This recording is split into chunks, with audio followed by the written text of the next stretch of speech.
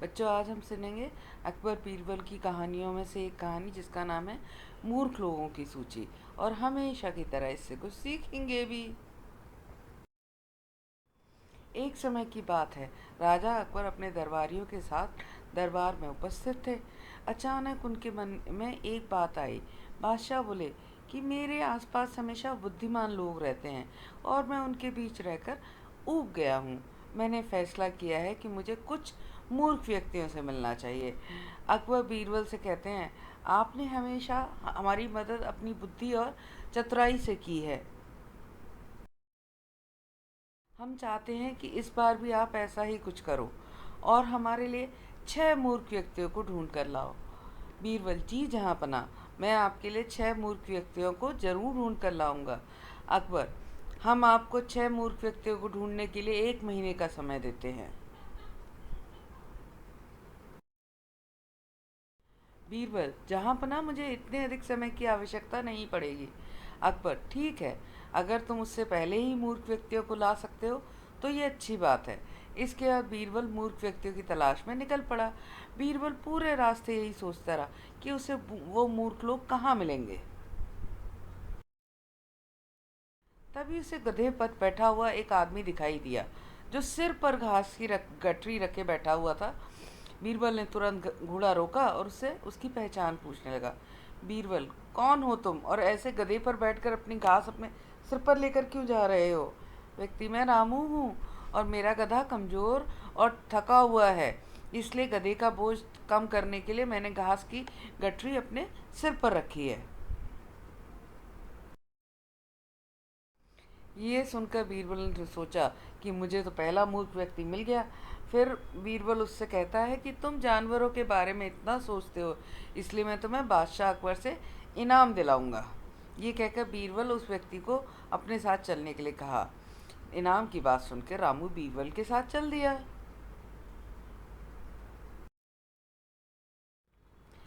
बीरबल और रामू कुछ दूर ही चले थे कि बीरबल को 2 व्यक्ति आपस में लड़ाई करते हुए दिखाई दिए। बीरबल उन व्यक्तियों को लड़ने से रोकता है और उनसे पूछता है कि तुम दोनों कौन हो और किस बात में आपस में लड़ रहे हो। पहला व्यक्ति, जनाब मेरा नाम सुनील है। दूसरा व्यक्ति, और मेरा नाम आकाश है। आकाश, जनाब मुझे सुनील कहता है कि इसके पास शेर है जिसे वो मेरी गाय के शिकार के लिए छोड़ेगा। सुनील, हाँ मैं ऐसा ही करूँगा और मुझे बहुत मज़ा भी आने वाला है। बीरबल, कहाँ है तुम लोगों की गाय और शेर?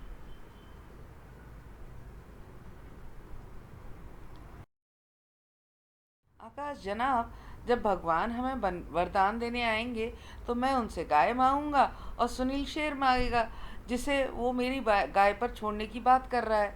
बीरबल, अच्छा ये बात है। उनकी बात सुनकर बीरबल समझ गया कि उन्हें 2 और मूर्ख व्यक्ति मिल गए हैं। बीरबल ने इनाम की बात कहकर उन्हें भी अपने साथ ले लिया। उन तीनों को लेकर बीरबल अपने घर पहुंचा और फिर सोचने लगा कि बाकी के मूर्ख व्यक्ति कहाँ से ढूंढ के लाऊं। बीरबल उन तीनों मूर्खों को अपने घर में ही रहने के लिए कहकर बाहर चला गया। जब बीरबल और मूर्ख लोगों को ढूंढने के लिए बाहर जाता है तो उसे एक व्यक्ति दिखाई देता है जो कुछ ढूंढ रहा होता है। बीरबल उसके पास जाके पूछता है कि आप क्या ढूंढ रहे हैं? व्यक्ति, जनाब मेरी अंगूठी कहीं गिर गई है जिसे मैं काफ़ी समय से खोज रहा हूँ लेकिन मुझे मिल नहीं रही है। बीरबल, आपको क्या आपको पता है कि अंगूठी कहाँ गिरी थी? व्यक्ति, दरअसल मेरी अंगूठी यहाँ से दूर उस पेड़ के पास गिरी थी लेकिन वहाँ अंधेरा होने के कारण मैं उसे यहाँ ढूंढ रहा हूँ।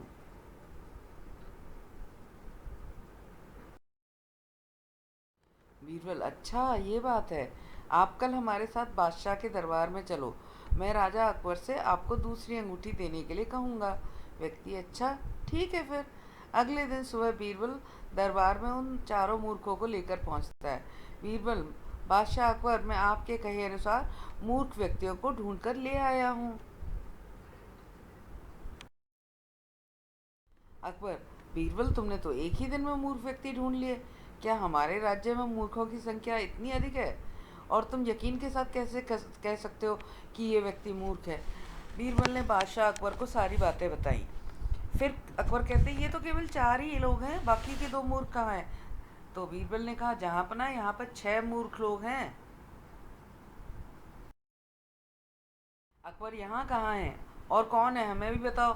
बीरबल जहाँपना एक तो मैं हूँ। अकबर तुम मूर्ख कैसे हुए? बीरबल मैं इसलिए मूर्ख हूँ क्योंकि मैं इन मूर्खों को खोज कर लाया हूँ। अकबर महाराज ने कहा। फिर अकबर हंसने लगे और कहते हैं कि मैं समझ गया कि दूसरा मूर्ख कौन है, पर मैं तुमसे सुनना चाहता हूँ। बीरबल दूसरे आप हैं जहाँपना, जो आपने मुझे मूर्ख व्यक्तियों को लाने को कहा। बीरबल की बातें सुनकर अकबर उनकी प्रशंसा करने लगते हैं और कहते हैं कि बीरबल के पास हर सवाल का जवाब होता है।